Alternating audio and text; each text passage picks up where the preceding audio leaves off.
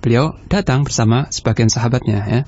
Dan ketika mendapati cucunya itu nafasnya sedang tersengal-sengal di pangkuan Nabi SAW, maka beliau tidak dapat membendung air matanya. Air mata yang bercucuran berlinang melihat cucunya yang hampir meninggal ini pada detik-detik sakaratul maut.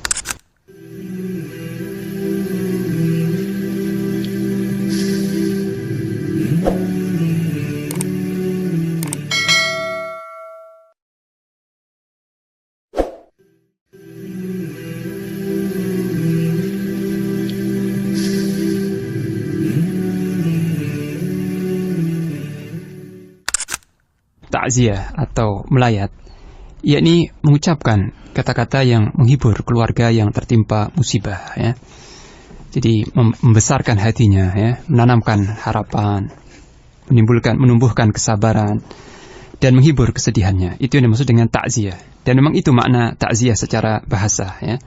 Takziah secara bahasa itu artinya menghibur, ya. Menghibur, ya, memberikan pelipur lara atas kesedihan yang menimpa seseorang, ya. Takziah. Jadi kesedihan apa saja kita dianjurkan menghibur saudara kita yang tertimpa kesedihan. Apa saja.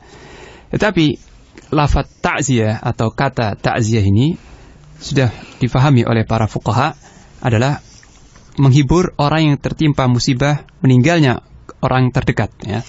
Bukan musibah apa saja, bukan sembarang musibah, tapi musibah karena kematian. Ya, jadi takziah adalah mengucapkan kata-kata yang menghibur orang yang tertimpa musibah kematian di antara keluarganya atau kerabatnya.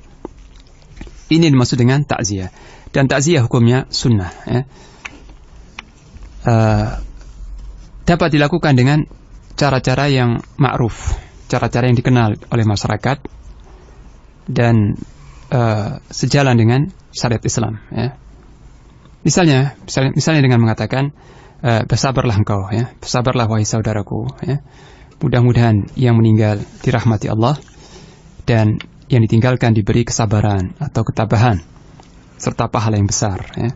Dengan kalimat-kalimat semacam itu, ya. Intinya adalah menganjurkan untuk bersabar dan mendoakan pahala, ya. Mendoakan pahala atas musibah ini, ya. Karena bersabar ketika ditimpa musibah kematian orang terdekat, ini pahalanya sangat besar sekali, ya.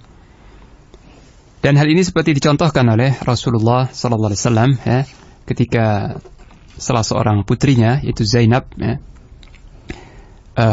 ditimpa musibah, ya, itu anaknya yang masih kecil meninggal, ya, atau hampir meninggal, ya. Anak yang masih kecil ini hampir meninggal, berarti cucu, ya, cucu Rasulullah SAW. Maka Zainab binti Rasulullah SAW mengutus salah seorang untuk menemui Nabi SAW, memanggilnya, ya, mengundang beliau, memanggil beliau supaya mendampingi putrinya yang mendapati anaknya hampir meninggal. Tetapi Rasulullah SAW menyuruh utusan ini untuk kembali kepada Zainab seraya berkata, "Akhbirha anna lillahi ma akhadh wa lahu ma a'ta wa kullu syai'in 'indahu bi ajalin musamma famurha faltasbir wal tahtasib." Ya. Beritahukanlah kepadanya, ya, ini kepada putriku Zainab, bahwasanya Allah berhak mengambil kembali apa yang Dia beri dan berhak memberi, ya.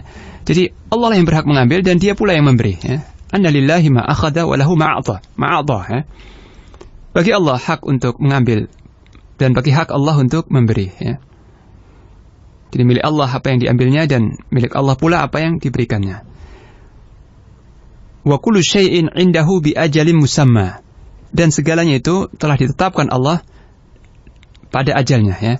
Jadi segala sesuatu itu telah ditetapkan ajal yang ditentukan oleh Allah Ta'ala.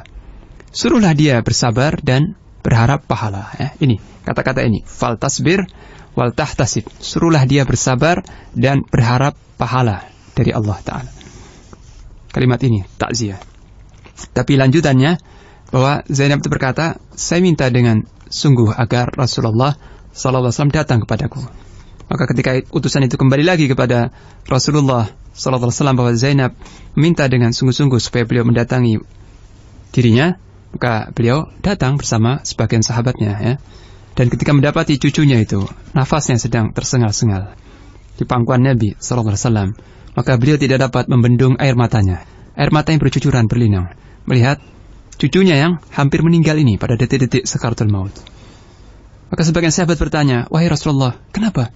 Ini kenapa engkau menangis? Maka beliau menjelaskan, ini adalah bukti kasih sayang.